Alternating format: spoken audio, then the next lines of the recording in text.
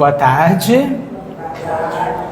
Sejam todos muito bem-vindos à nossa casa de amor, nossa bendita casa de Dr. Bezerra de Menezes, todos os nossos mentores. É com muita alegria que iniciamos o ano nessa casa bendita. Sejam todos muito bem-vindos. Tem alguém pela primeira vez? Estamos aqui para qualquer esclarecimento de dúvidas no final da palestra, ok? Hoje temos o nosso querido Paulo Roberto.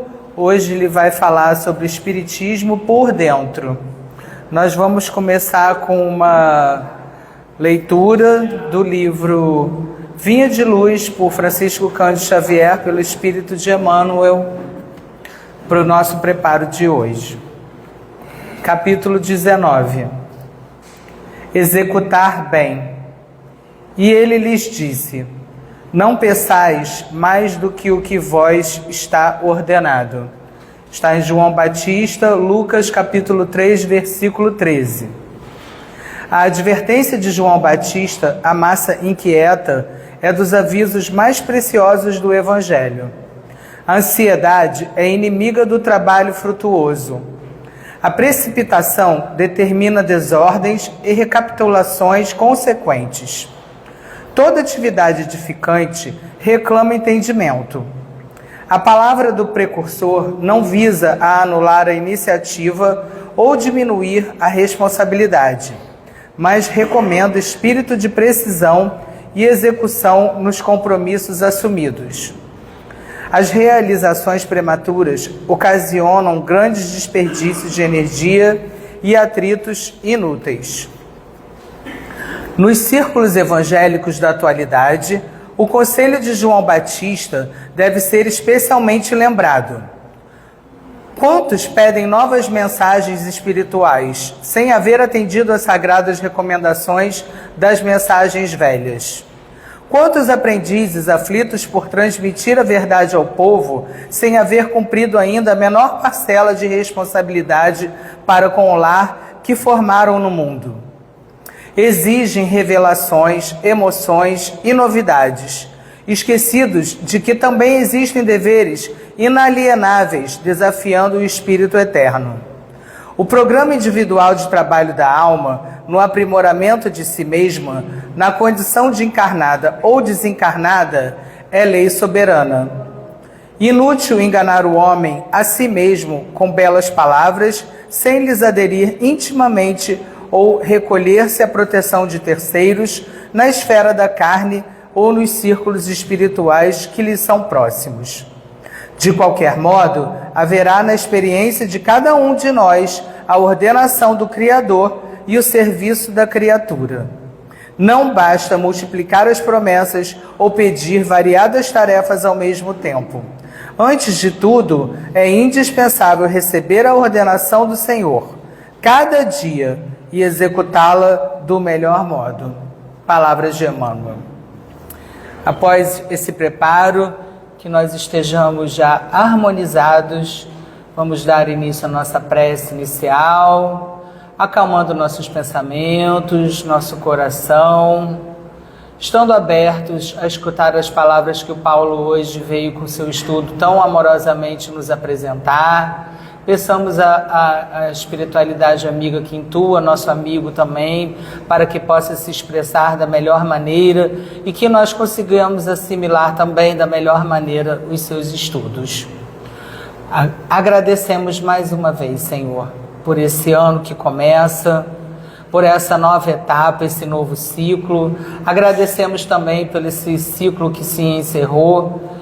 E que a espiritualidade amiga esteja sempre conosco, nos intuindo, nos abençoando, a cada dia, a todos os momentos. Que nós estejamos sempre abertos e conectados, porque nós nunca estamos sós. Que assim seja, graças a Deus. Graças a Deus.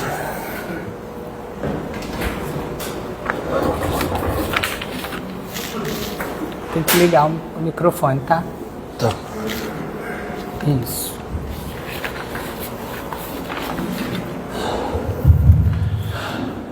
Bom, gente, boa tarde a todos. Em primeiro lugar, queria estender ela que falou aqui, aumentar um pouquinho, né? A gente tem uma responsabilidade maior nesse início de ano, sempre.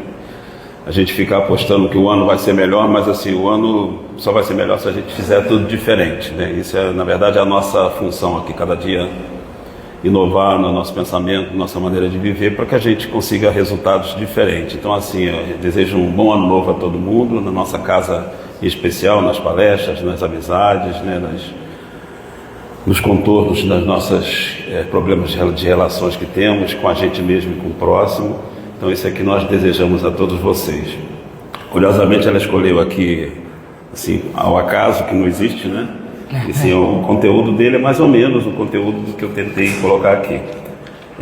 Esse nome, Espiritismo por Dentro, isso foi, eu não sei se tem em outros livros, se é mais antigo, mas eu tomei conhecimento com os livros da Hermance, em que num dos itens dela tem Espiritismo por Dentro, porque justamente para diferenciar, se não me engano, é atitude de amor, ou escutando sentimentos, eu não sei. E a gente tem o costume de colocar as coisas externamente, né? Seja em qualquer religião que a gente teve, seja em qualquer crença que nós tivéssemos, né, no passado e estivemos, mas o Espiritismo, como qualquer outra coisa séria, né? Não estou colocando em detrimento das anteriores, todas elas eram sérias para a gente na época, só que o nosso entendimento era diferente. Como nós estamos num momento diferente para a gente, né? O Espiritismo se apresentou como uma opção de filosofia religiosa, digamos assim, né? E a gente está aceitando porque a gente está diferente também. Então não é para ninguém se chicotear porque não está entendendo mais ou menos do que o vizinho, não é isso. A questão é que a gente tem que saber que cada dia que a gente escuta uma palestra, lê uma página, participa de um trabalho, a gente está melhor, né? Mesmo que você não reconheça que você está melhor, mas alguém vai reconhecer e a espiritualidade está te empurrando, né? Como se fosse uma vela, e o vento da espiritualidade vai te empurrando para você cada vez mais se convencer disso. E se convencer que está melhor, não é convencer que você está pronto, né? Convencer que você está andando. Essa é a nossa função aqui, que a espiritualidade da casa sempre fala: caminhe, caminhe, caminhe, caminhe. Que tenha chão ainda para a gente andar, né? Então é isso, que o Espiritismo por Dentro seria isso. O que ele está fazendo por dentro? A época, esse título. Então a explicação que a irmã se dava era: o que ele faz por dentro da gente? Porque essa é a função de qualquer religião, mudar a gente por dentro e fazer a gente mais feliz, né? Ou preparar a gente, né, digamos assim, para sermos felizes exatamente no futuro. E eu coloquei aqui, meio de que peguei de carona esse negócio, porque eu queria falar sobre o Espiritismo, algumas questões do Espiritismo, e que a gente às vezes passa direto. E eu peguei no iniciozinho aqui do Livro dos Espíritos, justamente uma parte que às vezes a gente até acha que é chata e quer chegar nas conversas, que é a introdução. A introdução do Livro dos Espíritos é muito importante. Aliás, todo o Livro dos Espíritos é importante. As perguntas nos despertam mais curiosidade, né? Mas ele todo naquele início ali, os prolegômenos, depois que vem da introdução, também é bom. Peguei alguma coisa aqui e queria conversar, nós queríamos iniciar essa conversa por esse tema aqui. Então, assim, de novo vou falar aqui, que eu sempre falo, não é uma palestra, é uma conversa, tá? E quem quiser falar, perguntar alguma coisa, pode falar. Embora ninguém pergunte, nunca ninguém pergunta, mas pode perguntar, por favor, tá? Então, olha só, eu vou começar aqui por diferenciar qual é o meu objetivo. Que a gente vai cada vez mais se conscientizando que o Espiritismo é diferente. Não é melhor, é diferente. E todo mundo sabe que o Espiritismo é diferente porque exige mais da gente. Quem é que exige mais da gente? Espiritismo ou a consciência? Consciência. Porque o Espiritismo vai direto à consciência. Porque é revelação, ali falou sobre as revelações, é revelação, queiramos ou não, de coisas que... o Kardec teve justamente o mérito de ser capaz de pegar todas as informações, juntar com tudo que a gente já sabia do passado. Quando eu falo passado, é passado mesmo, de outras eras, de outras vidas, né? E organizar aquilo numa doutrina. Eu não gosto dessa palavra, eu acho que Miguel Couto também não gosta, vou justificar por quê. Nada contra, sabe, Miguel Couto? Eu sei que você não está contra a palavra, Mas o Miguel Couto falou assim, não existe doutrinador, ninguém doutrina ninguém. Então assim, às vezes a gente pode estar confundindo a palavra doutrina com uma coisa que vai forçar alguém, não é isso. Tá? Eu estou aqui sendo advogado de Miguel Couto só por conta disso que ele falou, né? Ninguém doutrina ninguém, né? Então não pode ser encarado como uma doutrina que alguém tem que seguir, que é ferro e fogo, até porque espiritismo não é para seguir ferro e fogo.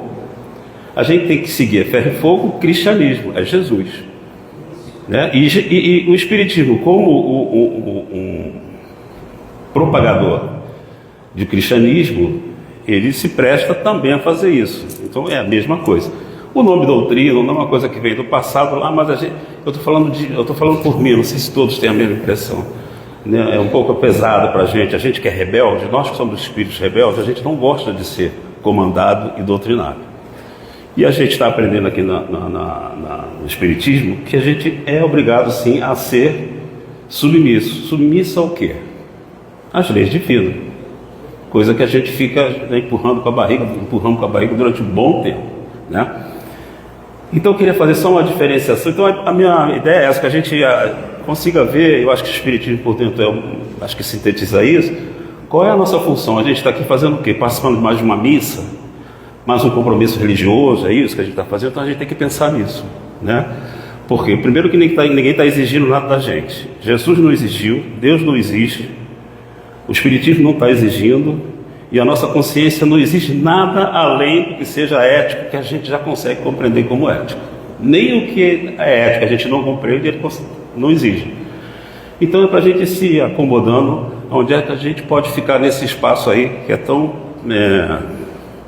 desejado, né, por alguns, e é um espaço amedrontado por alguns, por outros, né? Ou seja, a gente fica com medo de fazer coisa errada. Não existe errado nem certo, né? Existe a adequação da coisa e pronto.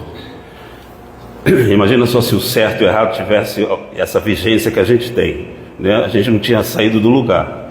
Mas todas as coisas erradas que nós fizemos, né, como ser humano, foram preparos para a gente fazer a coisa boa na próxima. E foram, eu acho que essa observação é muito interessante. Cada coisa errada que a gente fez é menos uma coisa que a gente precisa fazer no futuro. E já viu que aquilo não soou bem para a gente. Estou falando no sentido errado para a gente, né? A gente está sentindo. Mas ninguém está dizendo do lado de fora que é errado ou certo. É você mesmo que está chegando à conclusão, tua consciência que aquilo não foi bom. Então você não precisa fazer de novo aquilo, faz uma coisa diferente na próxima. E essa é a vida é para isso, né? Mas eu queria falar de uma diferença aqui, começar com diferença entre religião, religiosidade e espiritualidade. Não sei se eu vou fazer a diferença, mas eu peguei isso aqui na internet, tá, gente? E eu pego, depois eu vejo lá a fonte, onde é que é e tal, assim, vou fazendo um apanhado. Então, vamos dar uma olhadinha aqui no negócio aqui. Religião, religiosidade e espiritualidade. Difere na estrutura e no foco. A religião é institucional e dogmática. O espiritismo é religião, segundo isso aqui. Não estou dizendo que isso aqui é verdade não, tá? Mas é uma definição que a gente vai achar por aí, nos compêndios aí. A nossa doutrina é dogmática? Não. Não. Então não é religião. Vamos juntando as pecinhas. Não estou negando nada. Então assim, a gente vai eliminando isso. Não é só religião, né? A religiosidade é a vivência prática e o compromisso pessoal com uma crença. Isso é um atributo de qualquer um que está em alguma filosofia ou alguma religião. Ele tem lá um corpo de coisas, ele acredita e ele tem um compromisso com aquela prática. Qual é o compromisso que a gente sabe muito bem que salta aos olhos, assim, em letras garrafais aqui? Que fora da caridade não há salvação. Então qual é o nosso compromisso? Teoricamente, de ser cada vez mais caridoso. Isso é um problema, porque parece simples, mas a gente ainda está entendendo o que é ser caridade, né? O Livro dos Espíritos, ele ajudou um pouquinho quando Kardec perguntou, segundo Jesus, como é que é caridade? Como é que Jesus entendia a caridade? A gente viu lá aquela questão de perdoar as ofensas, ser tolerante com os erros dos outros e ser indulgente. Ou seja, olhar menos para os problemas e olhar mais para as coisas boas das pessoas. A gente não age assim 100% do tempo, mas a gente já tem alguma noção, né? Eu acho que o Espiritismo trouxe isso para a gente, é uma preocupação que a gente tem, talvez seja a melhor preocupação, ou a única boa que a gente tem, a gente ficar medindo isso, né? Fui isso, fui aquilo, né? E a religiosidade então, é a vivência prática do compromisso. E espiritualidade é uma busca individual de sentido, conexão com o transcendente, a paz interior, sem necessitar de instruções. Não, de instituições. Então vamos localizar o espiritismo aonde? Eu imagino que ali entre religiosidade e espiritualidade é uma coisa que a gente pratica. Tem a instituição espírita? Tem. Mas vamos olhar assim com toda a pureza da alma. Hoje, você deixaria de ser espírita porque você foi para um lugar que não tem nenhuma instituição espírita? Então não é a instituição que faz você. A instituição é um lugar para ajudar a gente a ter compromisso, a lembrar da hora que tem que fazer caridade, esse tipo de coisa, né? E principalmente das relações. É mais um lugar de relação entre a gente, dentro de um escopo bem definido, que no nosso caso aqui é a doutrina espírita, que é o cristianismo, tá? Depois eu peguei também aqui principais diferenças entre essas três situações aí. A estrutura, a religião é institucional, ou seja, é coletiva, enquanto a espiritualidade é pessoal, é individual. As regras, a religião possui dogmas definidos, né? A espiritualidade é focada na liberdade e questionamento. Então olha só, a espiritualidade é focada na liberdade e questionamento. A gente usa isso? Se a gente não usa, a gente tem que usar.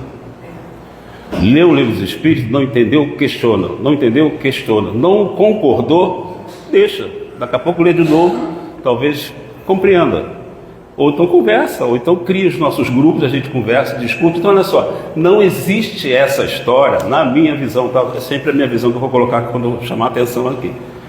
Baixar a vibração porque houve uma discordância no estudo. Porque você está tentando ser natural, entender o que está acontecendo. O que não é possível é falta de educação, isso é outra coisa. Então a gente às vezes diz, pô, mas vocês são assim, né? Ninguém pode discordar. Não, claro que pode, é inerente ao espiritismo discordar. Se Kardec não discordasse, não teria espiritismo, né? Mas assim, discorda com a educação, discorda esperando uma dialética, que é uma coisa que vai surgir uma terceira ideia que vai surgir entre duas que são às vezes divergentes, esse tipo de coisa, porque a gente precisa disso, né? A gente precisa de ouvir o outro. Quando você ouve o outro, você, mesmo não vendo a gênese de alguma coisa na tua cabeça ali, mas pode ter. Então é um pouco isso. Interconexão. É impossível ser espiritualizado sem ser religioso. E vice-versa. É possível ser espiritualizado sem ser religioso, né? E vice-versa. Pode ser religioso sem ser espiritualizado. Desses dois aqui, porque a gente viu, voltando um pouquinho ali, se espiritualidade, ou seja, a espiritualidade é a busca individual do sentido. Isso é o principal que a gente tem que ter em qualquer posição que a gente vai assumir. Se desentendeu no centro espírita, achou que o espiritismo é uma porcaria, que estava enganado, estava iludido, vai para outra. Na outra você vai ter que ter espiritualidade também, pô.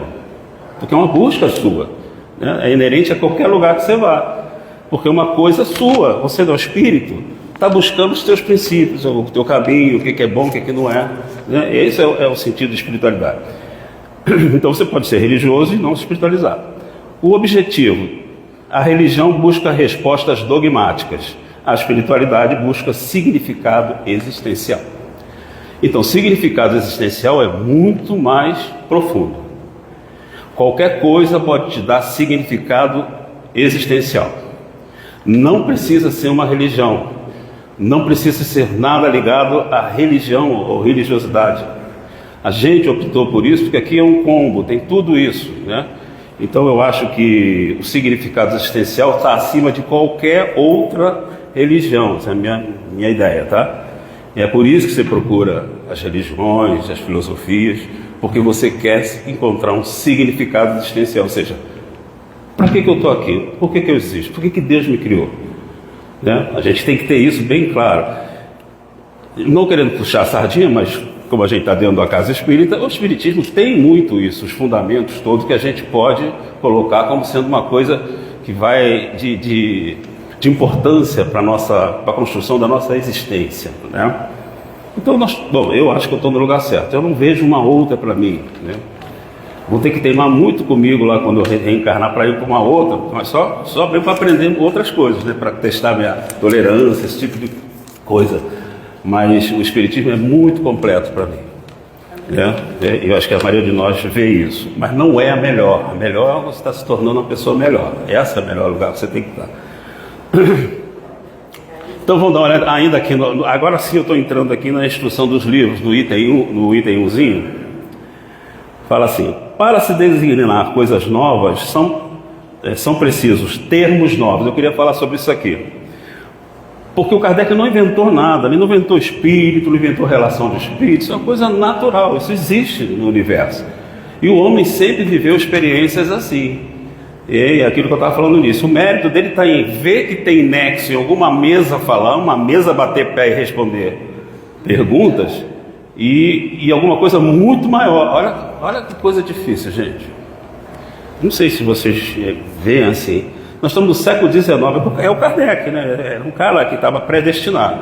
Então, no século XIX, as pessoas vão se divertir no lugar, vai beber, e vai ficar jogando conversa fora, perguntando à mesa como é que está o namorado, se vai morrer, se não sei o que, quem vai ganhar a guerra. Esse tipo de bobeira que todo mundo pergunta. E a mesa respondendo, batendo. Claro, ele viu assim, mesa não faz isso, pô. Tem alguma coisa muito maior. Não muito distante, muitas das meninas aqui, e de homens também, mas eu não tinha esse conhecimento.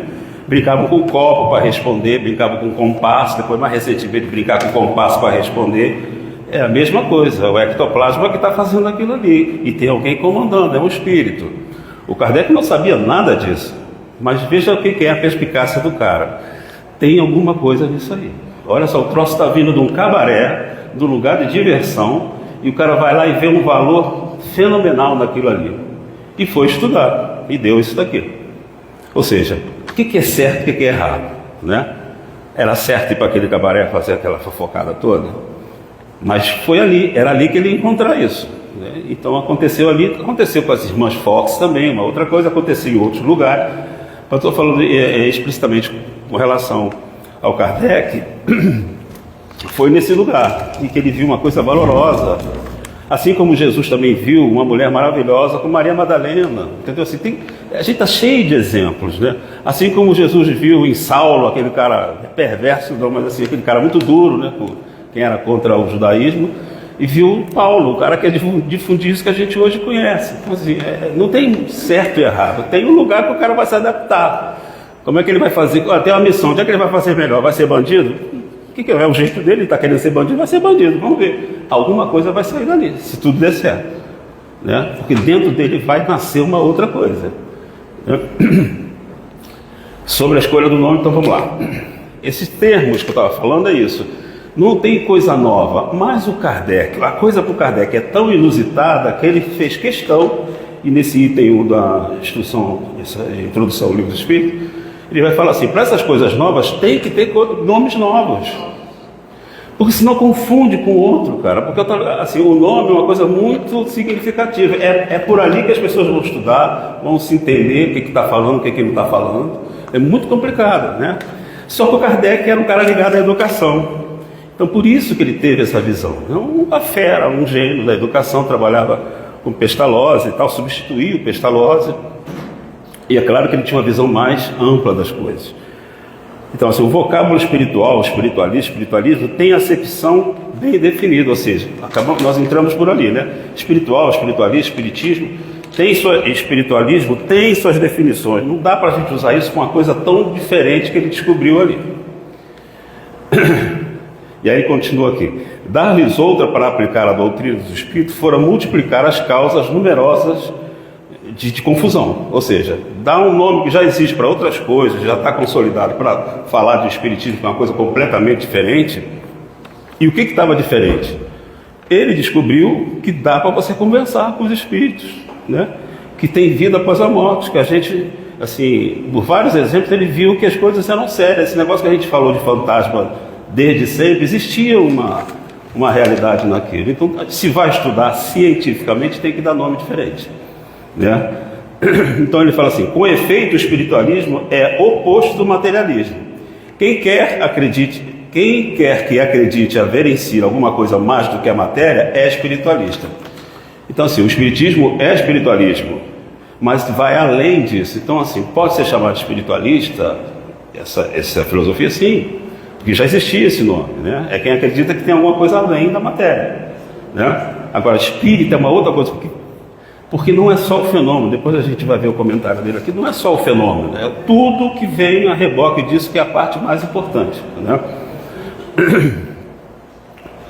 Não se segue daí, porém, que creia na existência dos espíritos. Ou seja, o espiritualista, ele é espiritualista porque sabe que tem alguma coisa a mais, mas ele não necessariamente precisa crer que existe espírito, que você conversa com ele e que ele está aqui ou está ali, ou que nós estamos no meio dele. Ele sabe que tem uma coisa além do corpo e que continua no corpo. Por isso que o espiritismo é uma filosofia espiritualista. Depois ele vai falar isso. É espiritualista, mas o nome é espiritismo, porque tem muitas outras coisas por trás, ou pela frente, né?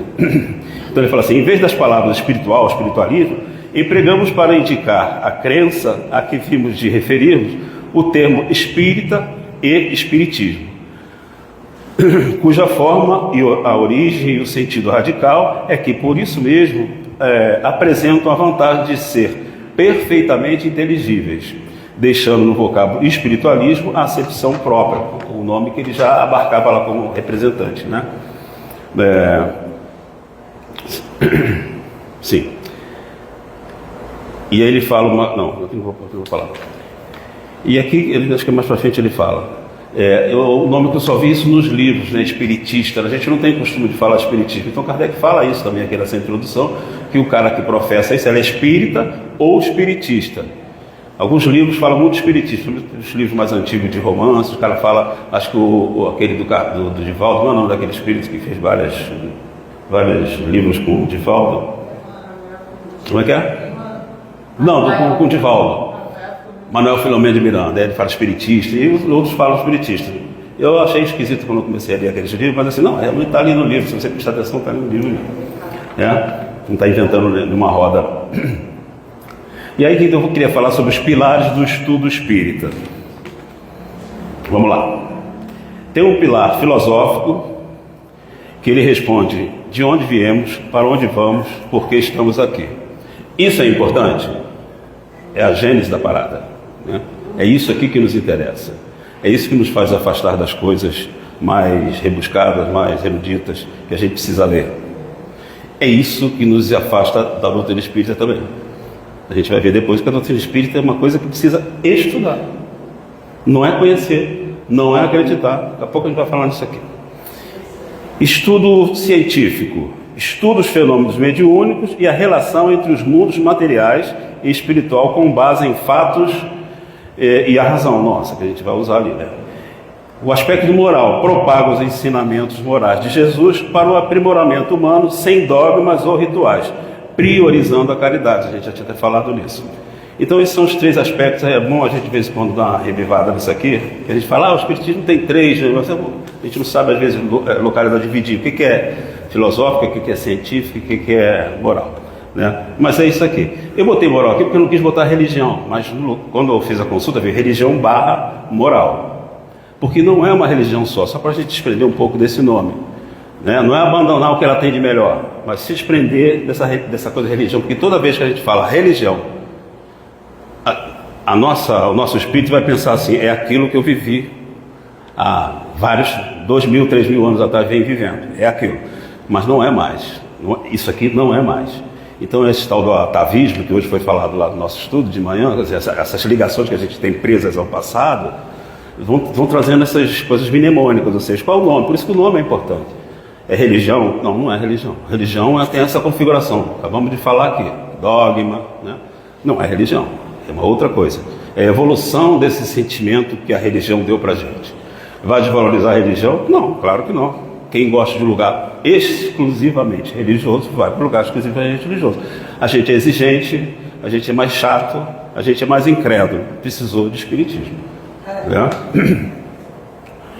Então essa é a razão porque faz o cabeçalho do seu título a palavra filosofia espiritualista, né? No livro do Espírito está lá, filosofia espiritualista, tá também estudos psicológicos, né, também, embora nessa época essa psicologia que a gente estuda não era essa, porque ainda estava começando ainda esse estudo psicológico, mas a doutrina espírita ela começa com esse conjuntamente com outros estudos levando a psicologia, que vai levar a psicologia, que vai levar a psiquiatria, né? Porque o objeto de estudo é o mesmo, é a alma. As religiões estão tratando de quê? De alma. O psicólogo está tratando de alma, né? E o psiquiatra está tratando de alma por remédio. Eu sou ignorante, estou falando assim, mas não é só isso, né? Mas assim, entra química, porque não é só alma. Tem uma hora que é a alma e já está quimicamente precisando. Então vai ter que botar química. Vai ter que botar qualquer coisa. E tratar a alma também sozinho, né? Como a gente faz aqui. Isso aqui está tratando a alma, né? Vamos lá. Julgamos dever insistir nessas explicações pela razão de que a doutrina espírita repousa naturalmente sobre a existência em nós de um ser independente da matéria e que sobrevive ao corpo. Então isso aqui partindo do princípio que todo mundo já sabe que isso acontece e acredita, né? Viver isso é o nosso complicador, a gente não vive isso, estou falando de uma maneira geral, tá? Uns mais, outros menos, estão mais incorporados nessa filosofia de que a gente não é só o corpo, né? E esse é o problema que o Kardec veio, ele fala isso, acho que nos prolegômenos. Assim, o Espiritismo ele veio destruir, acabar com o materialismo. E o materialismo que nos afeta assim, mais direto, mais claro, segundo a minha visão, é esse em que a gente sabe que é espírito, sabe que é corpo, mas funciona só como corpo. Esse é o materialismo mais pernicioso, porque é nesse materialismo que está o interesse próprio. Ah, mas é o corpo que está interessado? Não, é o espírito, dizendo assim. Mas o essa visão materialista do mundo, a gente prioriza sempre o interesse próprio, que é do espírito, como principal. E o Kardec fala lá, o egoísmo, o interesse próprio, é a chaga que a gente tem que abandonar. Por que será, gente? A gente está muito distante, cada um vai pensar por si, porque a gente não vai entrar em polêmica aqui. Mas veja bem, a nossa tendência, depois acho que eu vou chegar nisso lá na frente, o nosso caminho é ser como Jesus. Jesus priorizava alguém, tinha preferência por alguém. Jesus veio aqui fazer aquilo tudo, ele fez individualmente para cada um, fez quando foi preciso. Eu sei que individualmente, cada um daqueles, a mulher que tocou na franja ficou curada, mas fez porque eles procuraram. Então todos que procuraram Jesus uma cura tiveram, mas ele não veio para curar. Ele veio para colocar uma filosofia que você vai carregar a possibilidade de você se curar eternamente. Ele veio para isso, né? Então assim, o interesse dele é coletivo. Essa palavra coletivo, o que tem de gente trabalhando para que isso não funcione é muito grande, desde lá da antiguidade.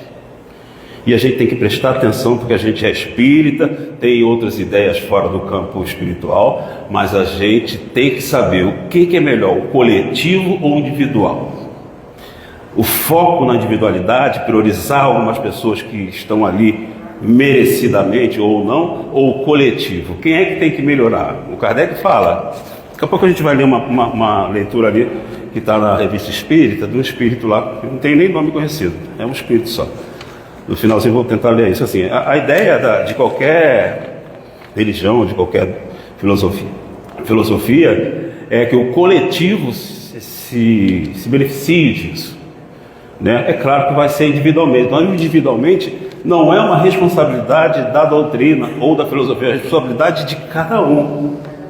Mas a responsabilidade de colocar aquilo como uma referência para todo mundo olhar, a responsabilidade que eles querem, o que eles querem mudar é o coletivo. Então é sempre o coletivo que vai funcionar. Quando ele fala destruir materialismo, destruir materialismo em quem? Em alguém ou em toda a sociedade, né? Ou na maneira que a gente vai fazer. Ele fala isso, né? O materialismo está aí em cada coisa que você vê. Hoje a gente pode transformar isso em algumas coisas mais palpáveis. Banco, shopping, hoje de manhã eu estava conversando sobre isso. Vê bem, Esse eu li, eu não sei aonde, gente, mas de manhã a gente conversou sobre isso. Antigamente as cidades, pensa no Brasil colonial, as cidades cresceram, todas elas, cresceram em torno de quê? De uma igreja, né? Então assim, as cidades avançavam, cresciam, quando tinha uma importância, a igreja, vou pegar essa galerinha aqui, vamos organizar isso aqui, vamos fazer as coisas aqui, e vai desenvolvendo em torno da igreja. Hoje, você fala que o lugar está evoluído quando tem um shopping. Você vê como a gente se distanciou disso, né? Então assim, é muito simbólico isso, é muito simbólico essa questão que você vê o Brasil. Você olhar, vir andando, né, pelo tempo, em cima do Brasil, numa cidade você vai ver isso, igreja, é São Paulo, né? Uma igreja ali, um pouco você vai ver shopping, aí gente em volta do shopping. E agora tem o seguinte, constrói casas e dentro, para as pessoas ficarem na casa, bota um shopping dentro do conjunto da casa. Então assim, é impressionante isso, né? Porque o foco é o material, né? E a gente foi se afastando, foi comprando essa ideia. E alguma coisa que ele chama muita atenção, não vou me focar aqui, mas ele gasta um tempão com várias explicações e perguntas, é a palavra alma, que também tem vários significados. Na época de Kardec, essa alma significava, para cada grupo de estudo significava uma coisa, estava no espírito, estava na matéria, estava no elemento, estava um monte de coisa, né? E ele vai simplificar para a gente falar assim, que a alma é o espírito encarnado. Então quando a gente fala assim, a alma da pessoa, já sabe que está falando de um espírito que neste momento está encarnado, né? Está ligado ao corpo, mas é o mesmo espírito, só que ele está sendo influenciado pela matéria, né? E aí entra a questão da psicologia. A psicologia opera nesse campo de um espírito, de uma alma que está sendo influenciado pela matéria. E o papo, você vai no psicólogo, o papo é isso. A gente puxa até coisas transcendentais, tudo bem, isso é válido. Mas sempre os problemas vão ser o quê? Problemas materiais, de relacionamento, de visão das coisas, que é a matéria que está puxando, né? Bom, essa galera aí que assessorou o Kardec é chamado Espírito de Verdade e a galera dele. Existe confusão, o Espírito de Verdade é isso, o Espírito da Verdade é isso. Não tem nenhum lugar que fala que o Espírito de Verdade é Jesus, tá? Não tem nenhum lugar, tá? Mas assim, isso se fala porque tem o Evangelho segundo o Espiritismo, quando fala Espírito de Verdade, ele fala como Jesus, ele fala na primeira pessoa, né? Mas não tem isso escrito em lugar nenhum. Tá? Pelo menos que eu saiba por enquanto. Mas já tem uma galera, porque o Kardec, o Espírito de Verdade, que é o Kardec, foi influenciado ali, ele escreve no final do Exploregon, ele escreve lá quem é esse grupo que está assessorando, ou pelo menos uma parte desse grupo de espíritos que está assessorando, que fez a doutrina espírita aparecer. Então vamos lá. São João Evangelista, é o João, né? João Apóstolo, Santo Agostinho, São Vicente Paulo, São Luís, o Espírito de Verdade, que é uma outra coisa, Sócrates, Platão, Fénelon, Franklin, Swedenborg e etc, etc. Esse etc, etc está lá no livro. Tem dois etc, etc lá no livro dos Espíritos, tá? Então assim, foi muita gente. Por isso que a doutrina é dos Espíritos. E quem são esses Espíritos? Pé rapado? Não. Quem viveu, influenciou no mundo, aprendeu, ensinou, foi exemplo, criou filosofias, né? Gente que sempre foi assistida desde a época que eram essas personalidades, e já foram outras do passado, e agora certamente estão outras aqui também encarnadas, a gente não está nem vendo, mas de repente é um cientista, é um palestrante, alguma coisa. O palestrante ficou muito forte, mas assim, cientista está melhor, né? Cientista lá fora fazendo uma coisa que ninguém nem conhece o cara, de repente é um desses caras. Então assim, vai renovando. A reencarnação faz isso, né? Você vai aprendendo de acordo com você pode fazer naquele momento. Ele fala também sobre a oposição ao espiritismo, das pessoas que negam o espiritismo. A gente enfrenta muito isso. Nós enfrentávamos muito mais isso, né? Antigamente as pessoas, quando você falava alguma coisa, falavam assim, mas não acredito nisso, por isso, não sei o quê. Não tem como discutir, gente. Se a gente está lendo aqui, eu estou aqui desde 97, a gente faz os livros espíritos e os outros livros, né, recorrentemente. Falamos, estudamos para palestra, estudamos para isso, para curso, e a gente não tem essa firmeza de saber o que é que tem ali dentro da cultura espírita. A gente sabe mais ou menos, mas ainda falta muita coisa para a gente saber. Ainda falta muita coisa, porque a gente não lê as entrelinhas, a gente não lê com essa vontade, com essa humildade que a gente ainda não sabe, né? Mas se a gente está assim, está aqui dentro, imagina as pessoas que nunca entraram no centro espírita. Com que autoridade ela pode dizer que não existe? Né? A gente está falando de um cara aqui que, pelo contrário, em nenhum momento pensou, pô, está querendo me tirar onda comigo? Mesa? Isso não existe, vou para outro lugar, vou para a minha escola, vou lá para ficar lá com a minha escola. Pelo contrário, o cara viu e tinha coisa. Eu acho que esse deve ser o nosso pensamento aqui também. Cabe a todos nós, né? Já que a gente vai ser Kardec, eu estou falando assim, viu uma coisa que não, ou sentiu uma coisa que não prestou, que não está caindo bem, ou uma novidade para você, vai correr atrás, vai estudar, vai ler, vai conversar, porque a gente precisa se entender. De repente uma coisa que Marília sente e que não determinou ainda o que é, ou ficou assim meio no ar, conversando com o outro já começa a criar luz, aí conversa com o Jânio, conversa com o Cristina, conversa com o Karen. E assim, é na conversa que a gente vai completando nosso mosaico, né, de conhecimento, de sentimento.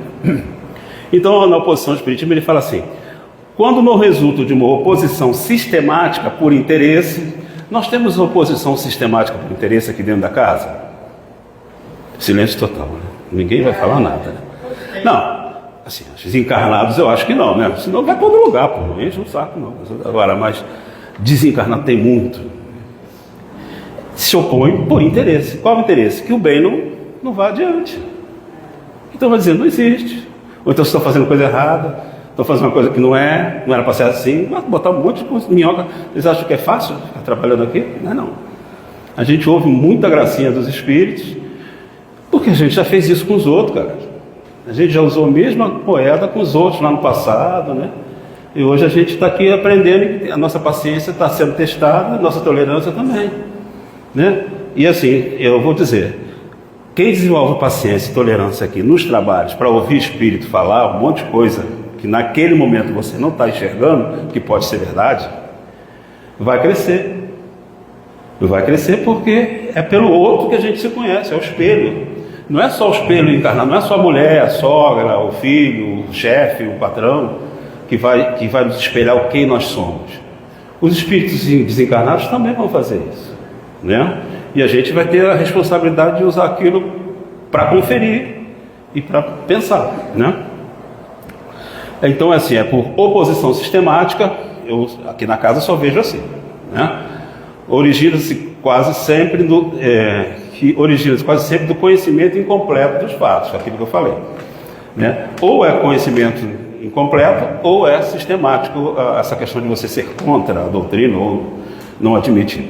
Então ele fala que depois da ciência, ainda nesse trecho aqui, que eu acho que é o segundo, ele fala assim, a ciência espírita compreende duas partes, a experimental, uma relativa às manifestações geral, a filosófica, outra relativa às manifestações inteligentes, ou seja, normalmente a gente fica muito impressionado com a parte de manifestações, de fenômenos, né?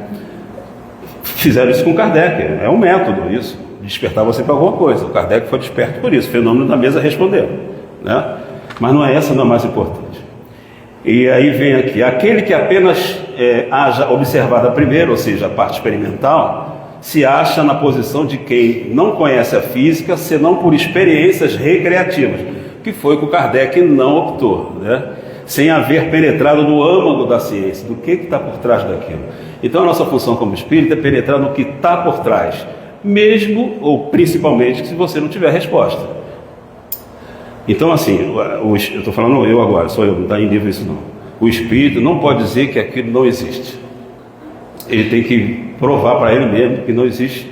Ou vai na doutrina, ou vai em todo lugar, ou vai na prática, ou vai com o tempo e vai vendo aquilo. Porque tudo é possível de acontecer. Não é porque você não conhece, nunca leu nenhum livro, nunca experimentou que aquilo não existe, né? Tá? E como formar seus conceitos sobre doutrina espírita? Aí agora é a parte principal, eu acho. Então vamos lá. Isso aqui ainda é o Kardec, né? A verdadeira doutrina espírita está no ensino que os espíritos deram. Vou repetir. A verdadeira doutrina espírita está no ensino que os espíritos deram e os conhecimentos que esse ensino comporta. São por demais, vamos prestar atenção nisso aqui, porque hoje de manhã isso chamou a atenção também da gente, né? O texto tocava um pouquinho nisso aqui, embora não fosse esse texto. Os conhecimentos que esse ensino comporta são, por demais, profundos e extensos. Então, se a gente está achando fácil doutrina espírita, porque não é fácil. Você entendeu metade, ou um quarto, ou um oitavo, ou um nono, e vamos ter que ler de novo. Mas essa é a nossa situação aqui. Cada vez que você lê a página, preferencialmente o tempo um pouco diferente, você vai entender diferente, ou vai entender uma coisa que você achava que não tinha nem importância, ou vai ler as entrelinhas. E aí, na dúvida, se vai em outra, você acaba inchando e preenche as entrelinhas com outras literaturas, né? Então, vamos lá. Por demais profundos e extensos, para serem adquiridos de qualquer modo, que não for um estudo perseverante, feito no silêncio e no recolhimento. Então, a gente não estuda aqui no silêncio e no recolhimento, a gente estuda em grupo, né? Aquilo é só um tira-gosto, a gente vê o que tem para a gente esmiuçar depois, mas é o nosso estudo muito íntimo, particular, e aí vai ter que ter vontade e achar tempo para isso. É ali que você vai começar a ter questões. Aí você vai ter questões, você traz para o grupo e vai conversar, ou leva para outros livros e vai respondendo. Então, assim, não é uma coisa tão simples, porque boa parte da gente não gosta de estudar. Estou falando em tese, tá, gente? Boa parte da gente não gosta de estudar. A gente gosta de tomar logo de relance, já entendi, né? A gente não lê manual, né? Acho que a Marilina lê, Marilina está falando outro dia que lê manual, eu não leio. Mas assim, você quer fazer rápido a parada, né? Então assim, mas o doutrina espírita não pode ser manual. O doutrina espírita você tem que estar ali, né? Tentando, não entendeu? Cara, o que ele quis dizer aqui, cara? Aí vai indo, de repente não tem nada, depois você mesmo está encasquetado, mas é isso aí. Então é um estudo perseverante feito no silêncio e no recolhimento. Porque só dentro desta condição, não existe outra maneira, só dentro dessa condição, como o Kardec fala, gente, na verdade isso aqui é o Kardec falando, né? Cara, ele não joga a conversa fora, não presta atenção nas palavras que ele está usando, porque é muito sério, né? Só dentro desta condição se pode observar um número infinito de fatos particulares, né? Então é isso. Essa é a posição do Kardec com relação a nós, estudantes do Espiritismo. Não produzisse este livro, olha só que interessante que ele falou também nesse trecho aí, não produzisse este livro outro resultado, além do que mostra o lado sério da questão e de provocar estudos nesse sentido, nós já estaríamos muito contentes. Ou seja, se o livro provocasse, ensejasse todo mundo a vontade de estudar isso, já estava bom. E o resto é o tempo que faz, né? Bom, eu vou falar aqui um outro trecho, que isso aqui está no item 3 lá. Ele fala assim, não, item 6, desculpa. Pontos importantes realçados por Kardec aqui nessa doutrina, né?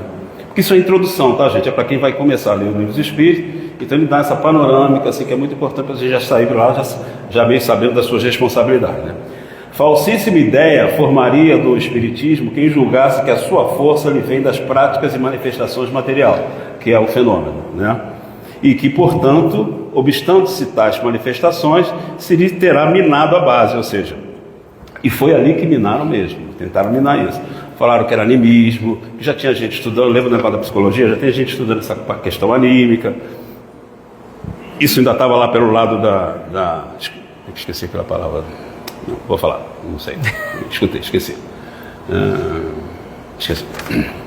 Mas era um outro nome, que era um combo que reunia todos os problemas psíquicos da época, lá no final do século XIX. Então as pessoas lá no início do século XX já estavam dizendo que aquilo tudo era animismo, que era a própria pessoa que falava, não existia coisa externa, não existia espírito. E realmente a novidade que ele estava falando é da vida após a morte e da relação com esses espíritos, né?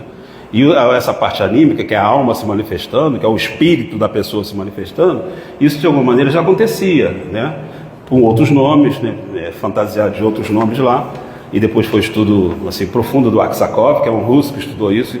Ele que fez cunhou essa palavra animismo, ele criou isso, não existia. Mas falava assim, a própria alma da pessoa, do médium que está falando.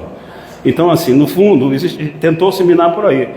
E hoje a gente aproveita isso na prática. A gente sabe que a mediunidade é uma função anímico-mediúnica, que hora vai ter seu espírito falando, ora vai ter o outro externo.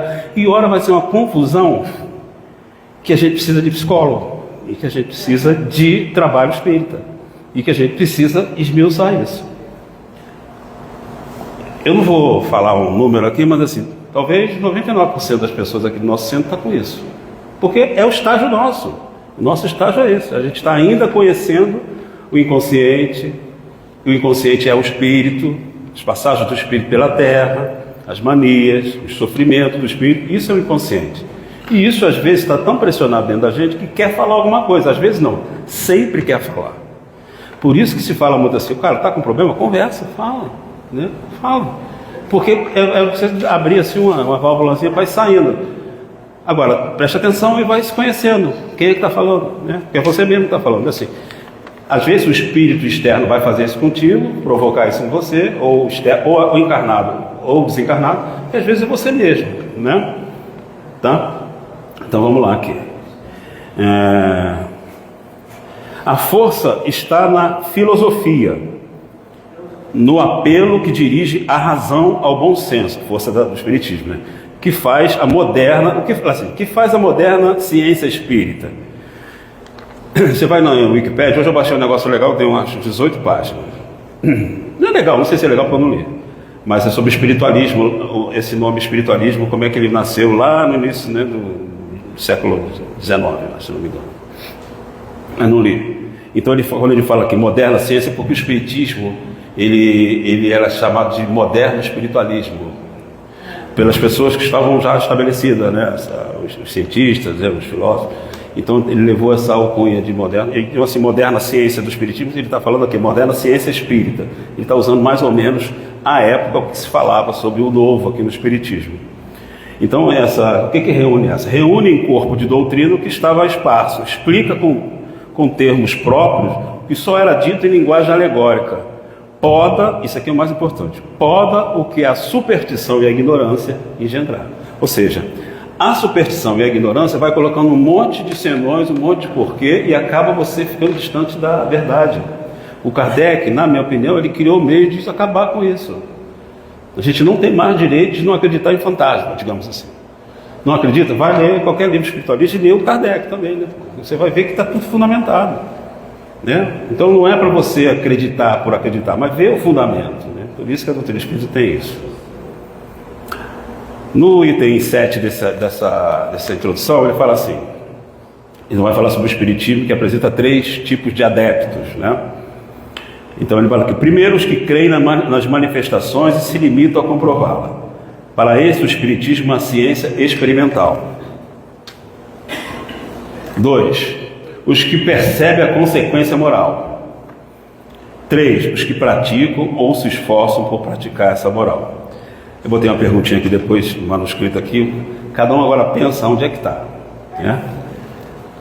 Vocês creem nas manifestações e se limitam a comprová-la, já sabe.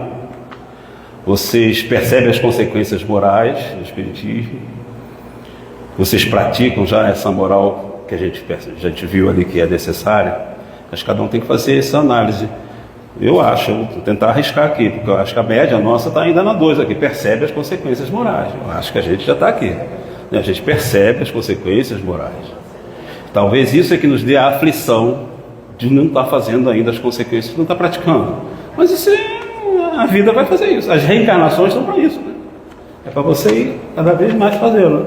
Eu acho que o importante é entrar na nossa consciência como uma coisa útil e necessária, e mais do que necessária, que é determinístico. Você vai um dia ter uma evolução moral que você hoje estava querendo ter, mas não tem, mas você vai ter. Isso deveria tranquilizar a gente, deveria, mas a nossa sociedade não deixa. Bom, qualquer que seja o ponto de vista científico ou moral sobre que considere esses estranhos fenômenos, todos compreendem constituir ele uma ordem inteiramente nova. A sacada do Kardec. Gente, tem coisa muito diferente aqui, muito nova. Vou dar outro nome para a alma. Ele foi criando vários nomes, perispírito, foi criando um monte de coisa para se desincompatibilizar com tudo que já existia, falando mais ou menos sobre aquilo, né? Então é uma ordem inteiramente nova de ideias. Não pode deixar de resultar uma essas ordens, essas novas ordens, aprofundar uma modificação do estado da humanidade. A gente às vezes lê o Kardec e fala assim, cara, ele é muito ufanista, ele falou, tá achando que tudo vai mudar assim. Não é que ele está achando, é porque vai mudar. A gente que acha que é para agora. Ele jamais estava achando que ia ser já para o século 20, 21 que ele entrou, não é? 20 que ele entrou, né? Não, vai mudar, vai, né? Profunda modificação. O Espiritismo vai fazer isso? Gente, aí eu não sei. Mas as ideias espíritas, essa compreensão, isso que a gente tem que saber, na minha visão. As ideias espíritas, esse compromisso, essa responsabilidade que ela traz, isso vai ser para todo mundo. E as coisas vão mudar por aí. Não com o nome espírita, de repente, mas com outro nome que vai falar a mesma coisa. O que interessa é isso, né? Compreendo igualmente que essa modificação não pode deixar de operar-se no sentido do bem. Ou seja, toda modificação que o Espiritismo fala, que os Espíritos falam, é para o bem. Como a gente sabe que o bem é bom, então é o nosso caminho, né? E o que faz isso, só para terminar, o que faz esse tipo de consciência do que o Livro dos Espíritos, que o Espiritismo vem colocando na nossa mente, no nosso coração? Ele fala assim, que quando a gente bem compreender isso, vão acontecer essas coisas todas que a gente está falando que vão acontecer. Então assim, o bem compreendido, vamos voltar lá ao estudo, né, recolhido, reflexivo, o estudo mais eficaz. Um dia você não vai fazer, no outro você vai fazer, numa vida você não vai fazer mais ou menos porque não vai ter oportunidade, na outra você vai... Mas isso não vai sair de você, isso vai ser inerente ao espírito, né? Bom, e isso, o que causa na gente? Eu só botei elenquei aqui umas coisas assim para a gente não esquecer. O Espiritismo colocou, pelo menos em mim, estou falando de mim, né? Existe uma lei maior vigente. Tem uma lei maior. Não é essa lei que a gente tem descrédito, que só quem tem dinheiro é atingido. E quem não tem dinheiro é atingido por outro tipo de lei, ou pelo outro lado contrário da lei. Não é a lei humana, que ainda é muito capenga, mas a lei que funciona. Então, para a gente entender isso é muito difícil. Porque a gente entende que, né, a atração puxa o papel para baixo, né? Mas há pouco tempo a gente viu o que é a lei de atração, que é diferente do que a gente achava há 200 anos atrás. Então a gente está aprendendo ainda isso, né? Então a lei de Deus funciona. Então uma pergunta, se a lei de Deus funciona, por que a gente vive pedindo um monte de coisa para Deus? É necessário? É. Agora, Deus não tem obrigação nenhuma de cumprir o que você está pedindo. Quando você pede, você assume um compromisso de se fazer merecedor daquilo, né? Porque a lei vai fazer isso, cara. Pode não fazer na hora que você está querendo, pode não fazer num dia que você não reconhece que ela já fez, mas a lei está fazendo, a lei está sempre se cumprindo, né? Esse é o grande valor do Espiritismo. A gente sabe que está acontecendo alguma coisa, a gente sabe, vou falar uma coisa aqui que provoca um monte de problema para a gente, mas vou falar, que não existe justiça no mundo.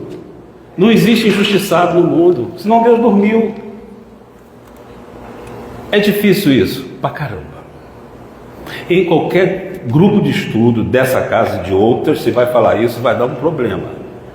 Porque a pessoa não consegue ver que não tem injustiça, uma criança sendo morta, sendo atropelada de propósito, assim. E o que é isso dentro da eternidade e da evolução do espírito? É uma visão materialista. Tudo bem, é afetiva, vai desenvolver o amor, é bom, é construtivo? É. Mas a gente não pode ficar pegado a essa coisa que não tem justiça no mundo. Tem justiça. Porque se a gente falar que não existe justiça no mundo, Deus não existe, Deus morreu, né? É bom para a gente pensar isso. Eu acho que essas provocações são boas para a gente saber até onde a gente pode realmente entender o que é esse Deus da doutrina espírita, que é o mesmo das outras, mas a gente entende de uma maneira diferente. Deus é o condutor e não o homem. Não é o homem que é o condutor. Não adianta você se matar e ter controle de tudo. Isso a gente tem falado muito aqui, né? Não adianta você ter controle, você não vai ter controle. Isso não quer dizer que você não tem que ter responsabilidade, não tem que ter ações suas, mas assim, você sabe que se o dia que fugir alguma coisa do teu controle, tem alguém olhando, é a lei, né? É Deus, cara, né? Eu acho que isso, né? E assim, a gente não se acostuma. Eu estou falando isso aqui porque eu estou fazendo palestra, não quer dizer que funcione comigo assim, né? Nós somos iguais, todos aqui são iguais. Mas é isso, a gente tem que pensar nisso. Esse Deus é muito diferente, cara. dá muita responsabilidade para a gente e não foge à responsabilidade dele, porque ele criou a lei, né? A lei de amor compreende justiça e misericórdia. É lei de amor, é ela que rege. A principal, se a gente pudesse batizar a lei divina de alguma coisa, é a lei de amor. Aí ela se divide em um monte de coisa, justiça, né? A gente já sabe. Fomos criados um espírito simples e ignorante, né? Estamos nessa situação. Fomos criados iguaizinhos, com a mesma missão? Não. Esse é uma das, toda hora eu falo nisso nas palestras, uma das descobertas que eu tive aqui, que não fazia nenhuma diferença para mim essa pergunta, 115, fala assim, ó, dos espíritos, um terão sido criados bons e outros maus. Passa batido, eu passava batido aqui. Um dia que eu li, falei, que é isso? Deus criou todos os espíritos simples e ignorantes, isto é, sem saber. Agora vem a novidade que bateu aqui no meu coração. A cada um deu determinada missão. Ele não está falando de reencarnação. Ele está falando que cada espírito que ele criou tem uma missão. Ou seja, então vai ter um caminho para chegar à perfeição, né? Com o fim de esclarecê-los e de os fazer chegar progressivamente à perfeição. Como? Olha que maravilha! Pelo conhecimento da verdade, para aproximá-los de si. Ou seja, a missão de todo mundo, a missão comum, é a gente aproximar. Por que a gente está aqui preocupado com o que o Santo Agostinho falou lá? Conhece a ti mesmo? Por isso. O Espírito foi criado. Chega um momento que ele tem capacidade de ele mesmo conhecer a si mesmo. Foi criado. Como é que eu sou? Como é que eu funciono? Né? Faz sentido isso, né? Isso na 115. Parar por aqui. Então é isso. E é por isso que a gente faz esse esforço todo, faz os nossos estudos, né? Outra coisa também, mesmo assim a gente sendo criados espíritos diferentes, está aqui assim, nós somos espíritos que não podemos avaliar ninguém se você é superior ou inferior. E isso vai nos trazer humildade, que acho que para mim é o principal, está aqui embaixo, que eu já vou ler para terminar. Porque essa evolução nossa a gente não pode medir, porque a gente não sabe qual a diferença, a especificidade de cada criação, e não sabe quando fomos criados. Ou seja, quem tem mais reencarnação do que o outro. Então, não dá para comparar. Não dá para comparar quem é mais superior e quem não é. Você tem uma avaliação, olhando lá o livro dos médios, pelo que ele fala, pelo procedimento, se é homem de bem ou não, mais ou menos, mas assim, certeza, você tem só o tempo que vai dizer, né? Então a criação ocorreu cada um no seu tempo. E aí bota aqui, todos nós seremos plenos, felizes e íntegros. Só isso já devia acalmar a gente. Todo mundo vai ser pleno, feliz e íntegro. Vamos ser igual a Jesus. E o que é ser pleno? Eu só simplifiquei aqui para terminar. Vou ter que ser pleno é o conhecimento integral dentro e fora do espírito. E o método que Deus usa é a evolução da humildade dentro da gente e do valor da coletividade em nós. Ou você é humilde, né? Se você é humilde, você tem grandes chances de olhar a coletividade. Se você não é humilde, é egoísta, é orgulhoso, você não está se lixando para o coletivo, né? Então a nossa função é aquela função, simplificando essa imagem de Jesus. Se é que pode simplificar Jesus, né? Jesus fez, ele trouxe isso, humildade e a responsabilidade sobre todo mundo, né? Não vai ficar uma ovelha fora aqui enquanto não estiver legal. Eu estou sempre assistindo, era isso. Então assim, a responsabilidade de ser espírita é grande,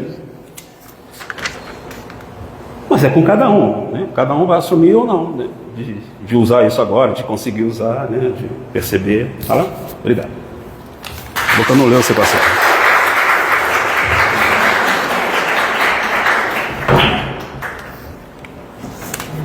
Gostaríamos de agradecer ao Paulo pelas suas reflexões trazidas nessa tarde, nossa primeira semana do ano. Gratidão por todo o seu estudo, por tudo que apresentou, que a gente consiga interiorizar, né, cada dia mais o que a gente escuta, o que a gente aprende, colocar em prática, né, o exemplo aí que Mestre Jesus nos deixou e tudo que está escrito no Livro dos Espíritos, no Evangelho. Nós vamos passar para a segunda parte, né, da palestra, que é o passe. Nós pedimos que fiquem sentados em seus assentos, que os passistas vão se posicionar para aplicarem o passe.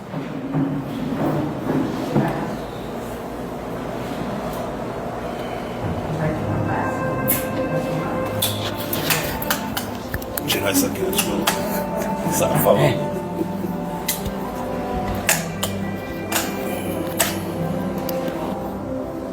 É esse aqui? Não tive nada assim.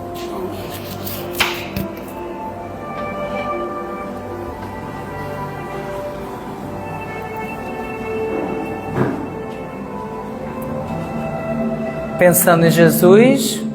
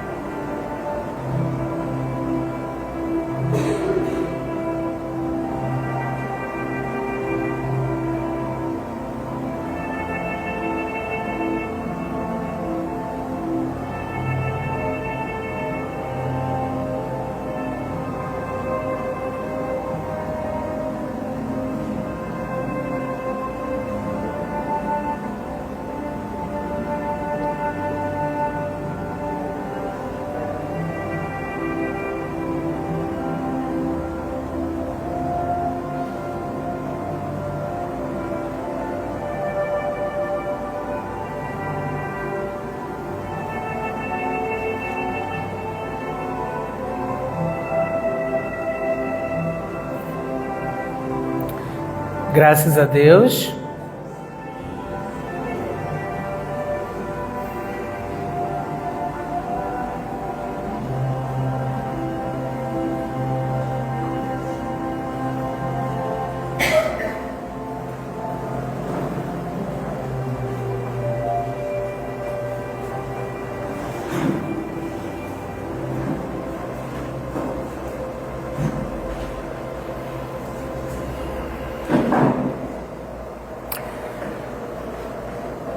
Mestre Jesus, é com imensa alegria que estamos aqui reunidos em seu nome, no primeiro sábado de 2026.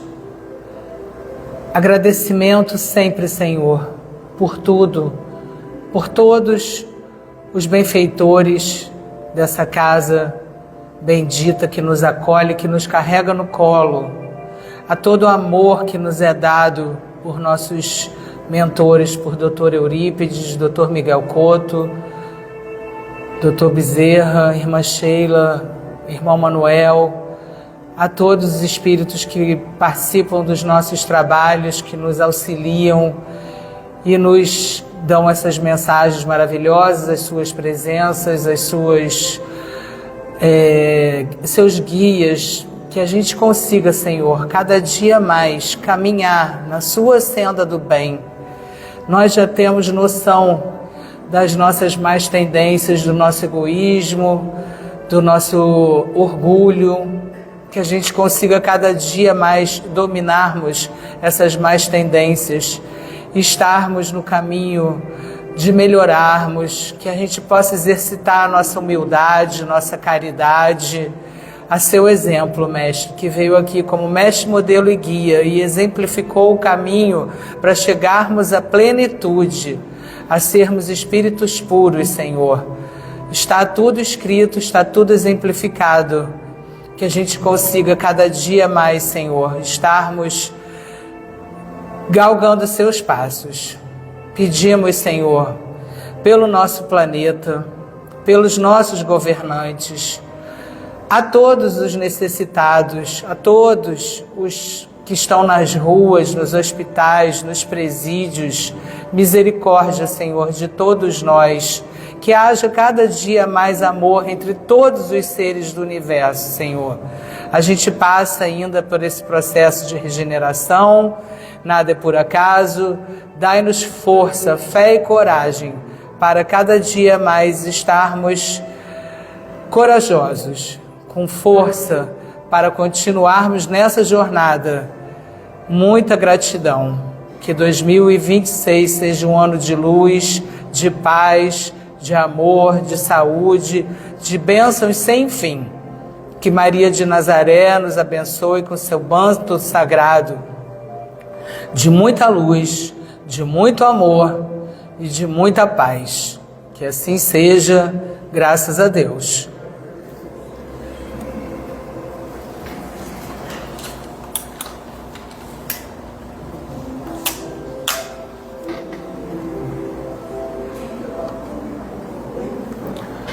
Bom, meus amigos, os avisos, hoje, a partir já de um tempinho, né, estão sendo expostos na TV ali do lado de fora, e nós temos a livraria com o artesanato, né, e para vocês visitarem a nossa livraria, que tem agora umas coisas muito legais dos artesanatos, feitos pelas artesãs aqui da nossa casa. E nós sorteamos 3 livros no final de cada palestra. O número está na perninha direita da cadeira. Chegou mais alguém depois do início da palestra pela primeira vez na casa? Não? Então vamos fazer o sorteio. Paulo? 24. 57. 82. 41.